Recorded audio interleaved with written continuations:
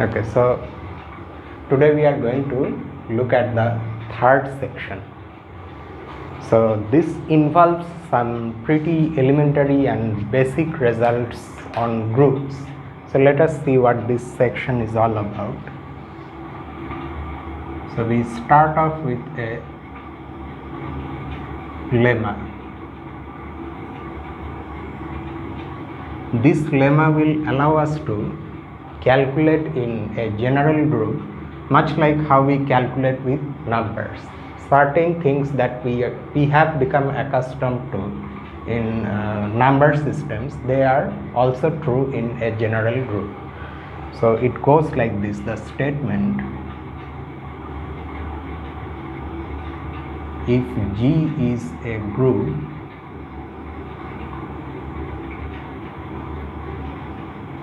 then there are four parts.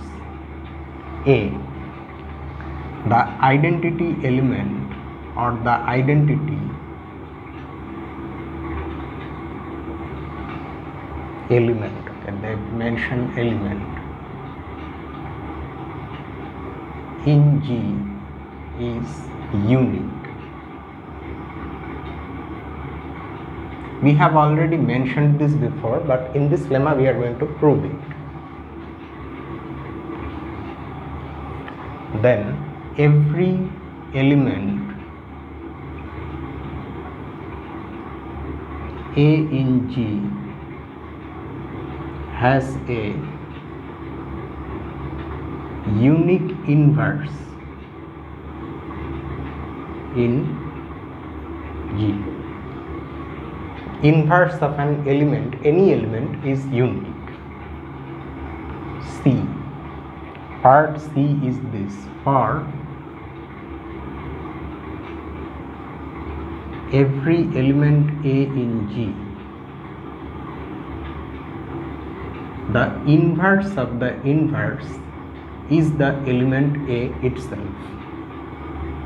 And part D,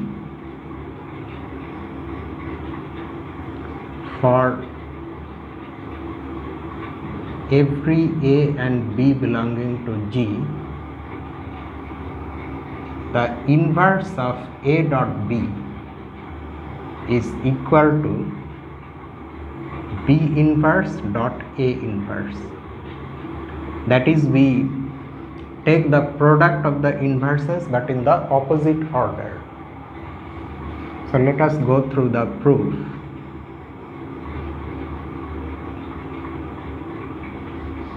Note that since G is a group, there is an identity. We already know that there is at least one identity, but now we are going to prove that there is only one identity. So this is part A. Let E1 and E2 belong to G such that A dot E1 is equal to A, which is equal to E1 dot A, and A dot E2 is equal to A,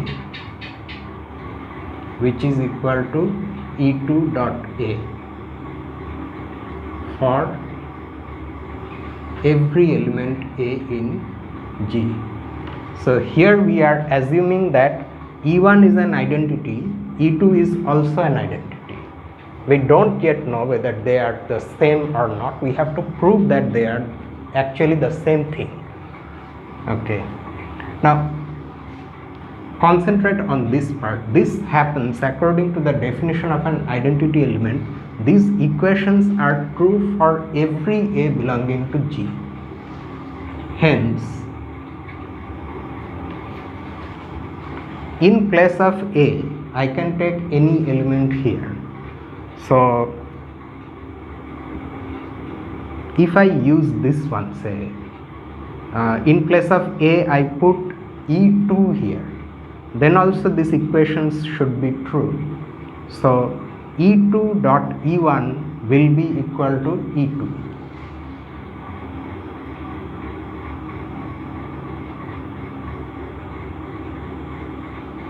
But at the same time, from here you see, here if I take A is equal to E1, that also I can take because A is any element. So if I take A equal to E1, from this part of the equations I get E1 is equal to E2 dot A. Oh, I should put the dot consistently. So E2 dot E1 becomes E1. You can understand what we have done here, or if you want I can also write it somewhat more elaborately, so that when you look at these things later, the arguments are not lost. Taking A is equal to E2,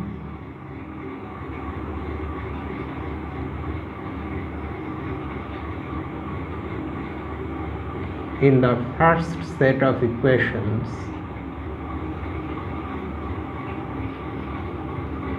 first set of equations means this one. Note that it has two equations, it's not a single equation. We get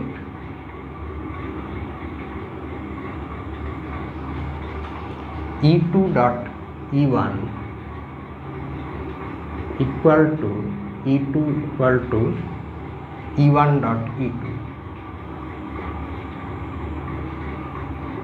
just like that. Taking A equal to E1,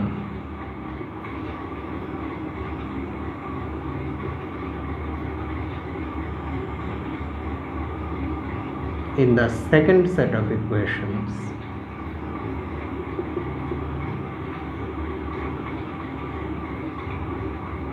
we get E1 dot E2 is equal to, here we are taking E1, so E1 is equal to E2 dot E1. So from these equations you can now clearly see that both E2 dot E1 and E1 dot E2 are equal to E1 as well as E2. So that's why they are equal, E1 and E2 are equal.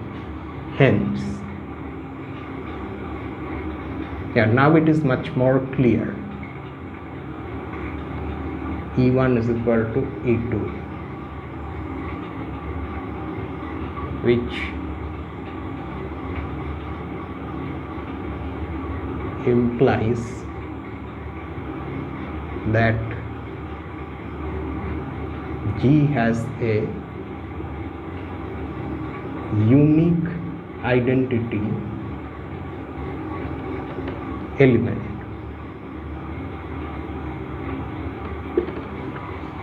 So this is part A. Then in part B we have to prove that every element has a unique inverse. Let us assume some element A in G.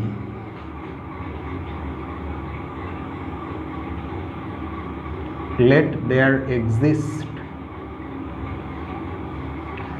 we can also do one thing. We denote this identity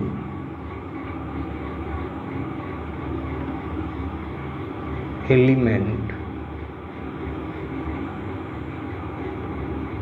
by E.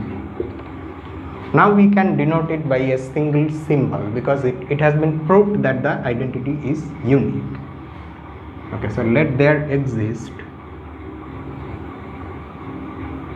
elements B1 and B2 belonging to G, which each one of them plays the role of an inverse of A, such that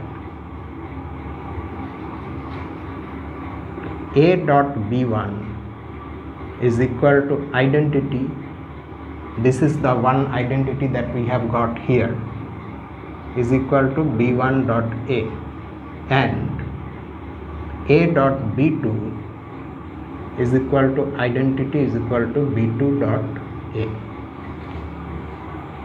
Here the situation, however, is not exactly like what we had here, because this is in these equations A is fixed, it's not for every A. Okay, for every A we have a unique inverse that we have to prove, but once we have chosen an A that is fixed, for that we have to prove that its inverse is unique. Here we have assumed two inverses. Okay, then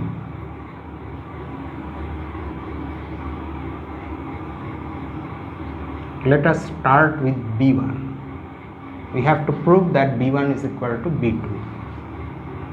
Now B1 can be written like this, B1 dot E, because E is the identity element.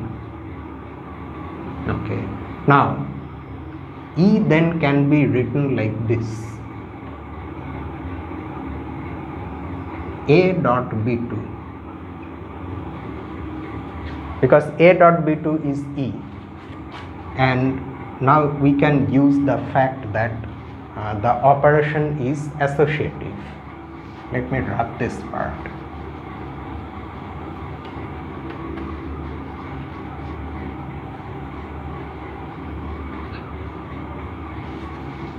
So this becomes B1 dot A dot B2, but from here we see that B1 dot A is identity, so this is equal to B2. So that's it. If we assume two inverses, they turn out to be the same. Hence A has a unique inverse.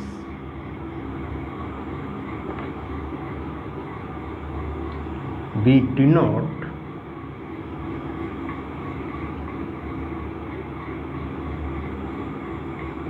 the inverse of A by A inverse. Actually, in dealing with the examples in the previous section, we have used this notation A inverse, but its use was not justified at that point, because there we did not know that inverse inverse of an element is unique. So now that we know that it is unique, we can use a single symbol to denote the inverse. Okay, then what was part C? Part C asks us to show that the inverse of the inverse of an element is the element itself. So let A belong to G.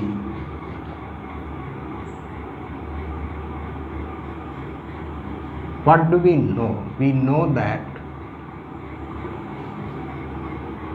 A dot A inverse is equal to identity, which is also equal to A inverse dot A.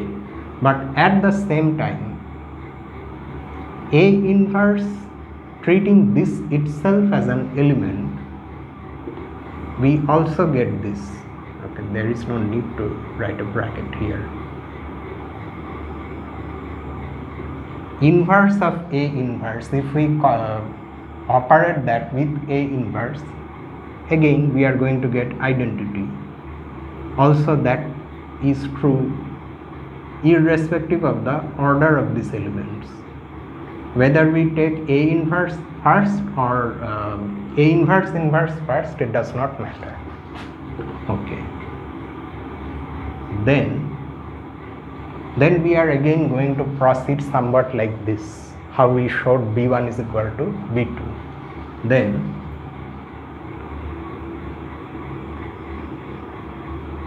A inverse is equal to A inverse dot identity, and identity can be written like this, A inverse dot A. Note carefully where these things are coming from. We are getting E is equal to this that we have from here.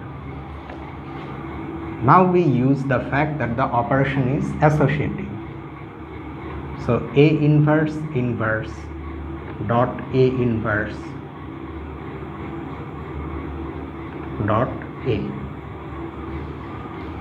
and this is again equal to the identity element that we are getting from here, this part.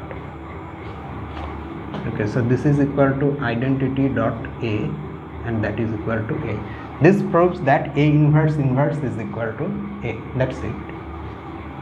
And finally, part D. Part D is not very difficult to prove.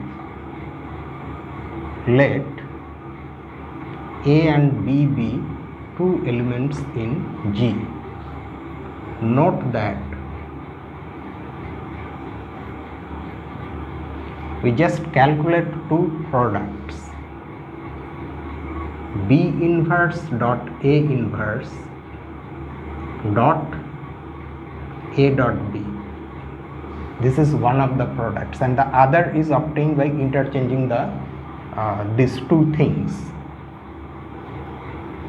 We apply associative law once. Doing that, we get B inverse dot A inverse dot A dot B. That is equal to, then again inside we apply associative law once more.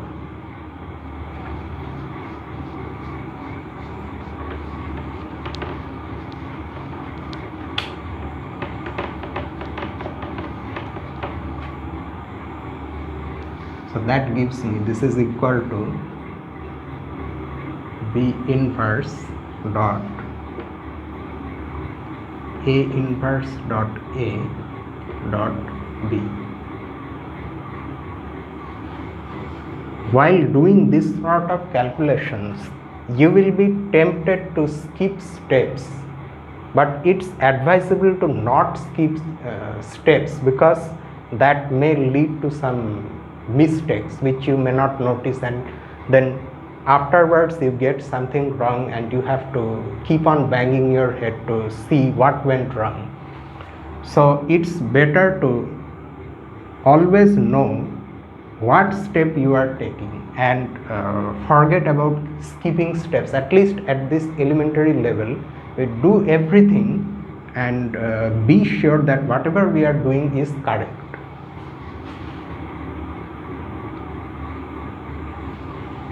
So it may seem that we are unnecessarily prolonging this thing, this calculation, where some of the things you may do mentally and then write the final result, but it's better to be cautious than to make mistakes. So this is B inverse dot E dot B. So that ultimately gives us B inverse dot B, and that is equal to E. So this is one product, and just like that we also calculate the other product, A dot B dot B inverse dot A inverse. Here also we proceed similarly. We apply associativity once. I think I should write it from the next line. A dot B dot B inverse dot A inverse. Then again apply associativity inside.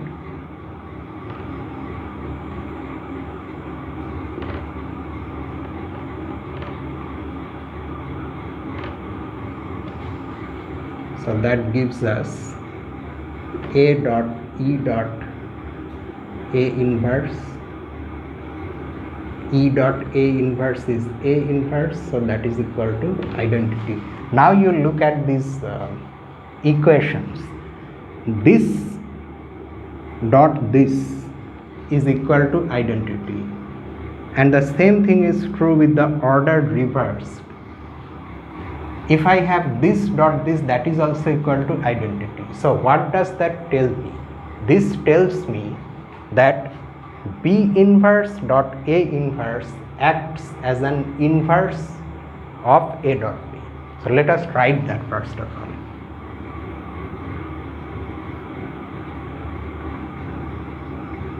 The above calculation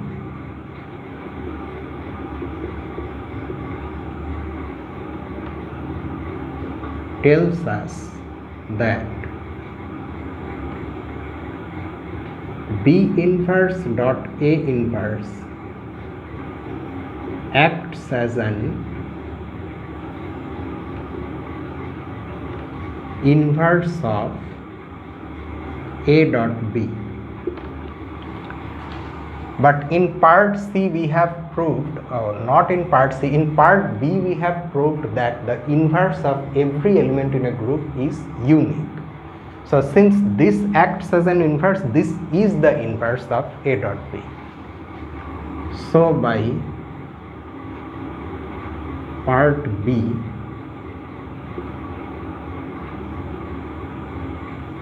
the inverse of A dot B is B inverse dot A inverse,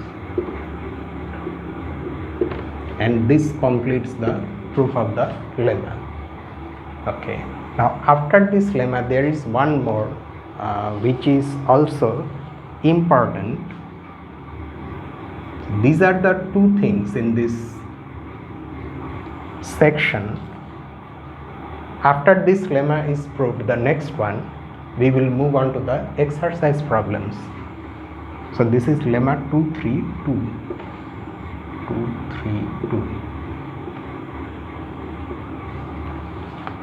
Given A and B in a group G, the equations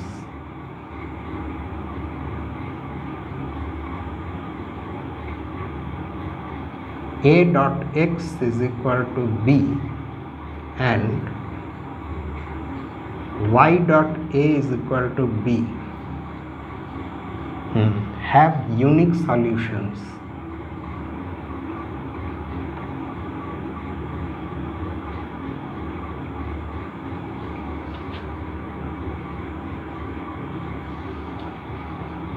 For x and y in G.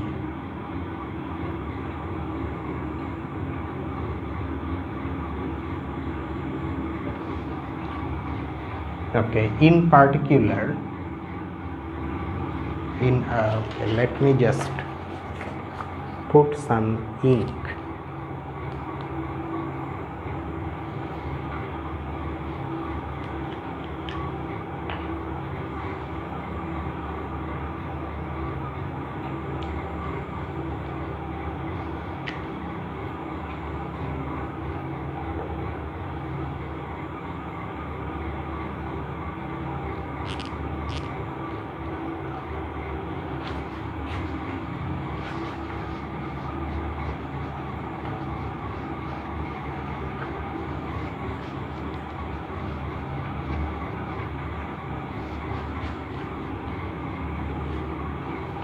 Okay, in particular, what do we have?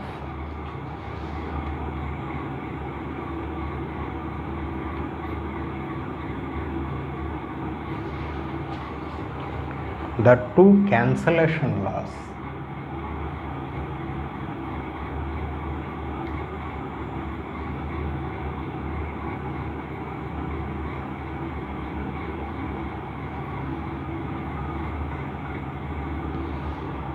Left cancellation law and right cancellation law. A dot u is equal to A dot w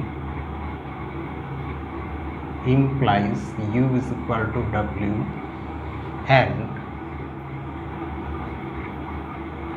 u dot A equal to w dot A implies again u is equal to w hold in G.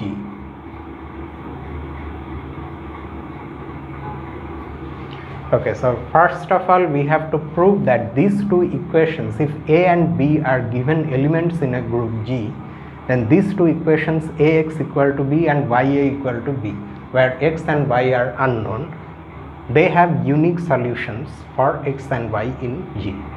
and then from that we have to prove that these cancellation laws are true, that if you have something like this, then you can cancel a from both sides.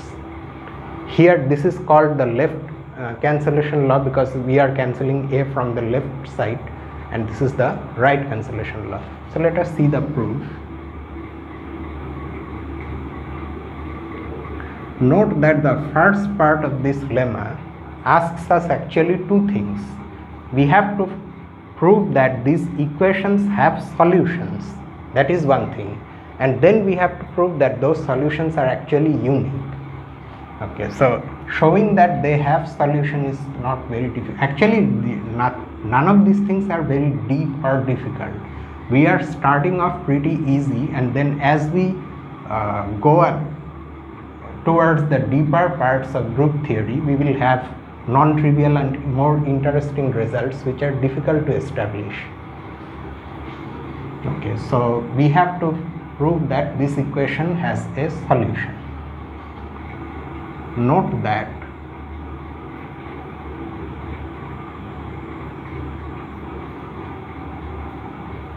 x equal to A inverse dot B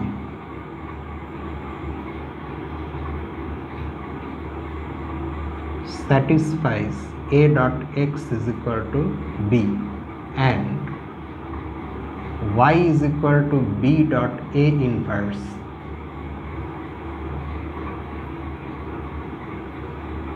satisfies y dot A is equal to B.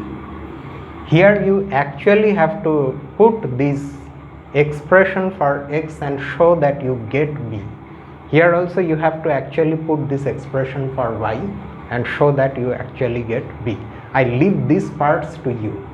You just put them, use associative law, and then use the other things that we have already gone through for for the previous proof, and you will see that you get B. Okay, so these things can be done. So that means both these equations have solutions, and these are solutions. Now we have to prove that these are the only solutions. Let x1 comma x2 belong to G such that both are solutions to the first equation, this one. A dot x1 is equal to B and A dot x2 is equal to B. Okay, we want to prove that x1 is equal to x2. Then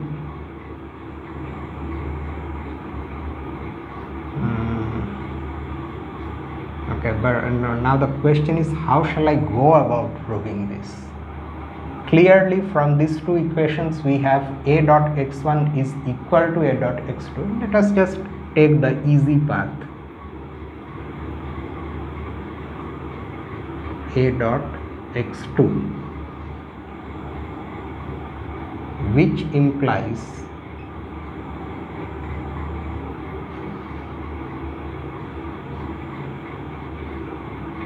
x1 is equal to E dot x1. That I can write. E is the identity element, and in place of E I am going to write A inverse dot A. Looking at these calculations, you will start to understand that there are some tricks which can be successfully applied to some situations. With experience you will get these tricks, and you can easily calculate in a group. So this is one such trick. Write an element as that element multiplied by identity, then write that identity as something in times its inverse, and then do something else with that situation. So now we use the associative law. Doing that gives me A inverse dot A dot x1. Now at this stage we are going to use this equation. A dot x1 is equal to A dot x2.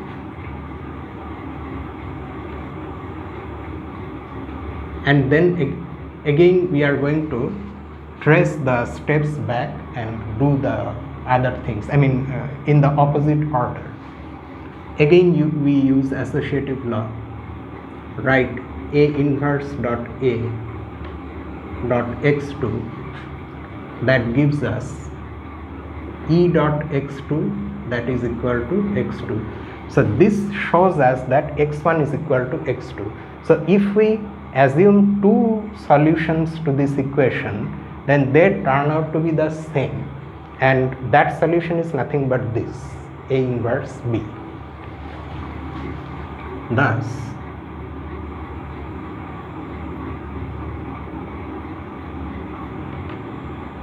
the solution x equal to A inverse dot B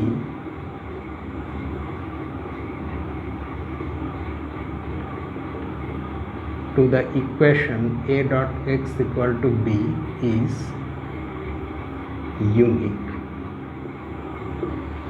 You can now probably understand how to prove the uniqueness of this second solution to the second equation. Where is it? Yeah, this one.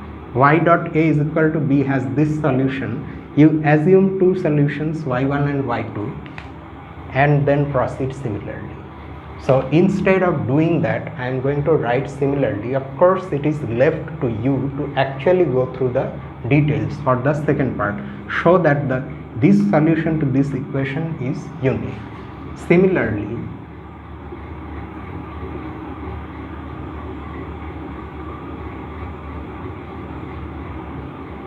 one can show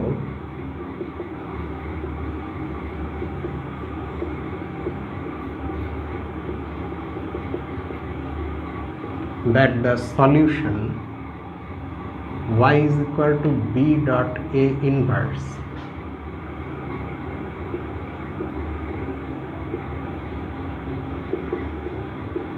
to the equation y dot A is equal to B is unique. But we are not done yet. We have to still prove that these cancellation laws are also true. Okay. Next,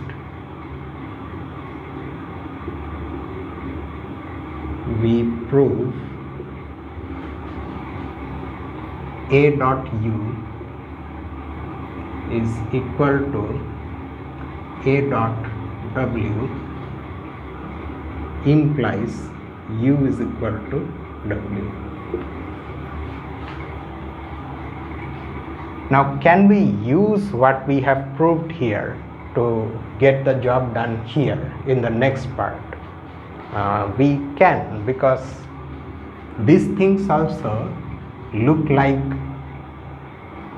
say for example, this equation A dot x is equal to B. Okay. By what we have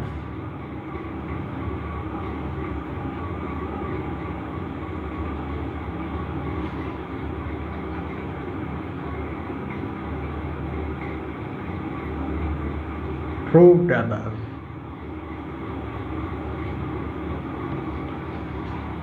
look at this equation. A dot U is equal to A dot W. In this equation, you treat A as A. In place of U, you think of X, and in place of A dot W, you think of B. Then it looks like an equation A dot X is equal to B. You know that whenever you have something like that, X has to be equal to A inverse B, and that is the only solution. So that means here in place of X we have U, so U has to be equal to A inverse dot A dot W. Okay, that is coming from here, and the uniqueness of this that we have proved. So we are going to make use of this here, but this part of course you understand, and someone can understand how we are using this here. We are just going to straight away write the thing. We get we are directly going to write u is equal to A inverse dot B. For us B is A dot W. Then again you can do more calculation. You use the associative law. You can probably now see where it is going. This is equal to identity dot W, and that is equal to W. So that's how we get u equal to W. Here also, using this solution, one can prove this one. Let us just do that, since we are doing for the sake of completeness. Okay, next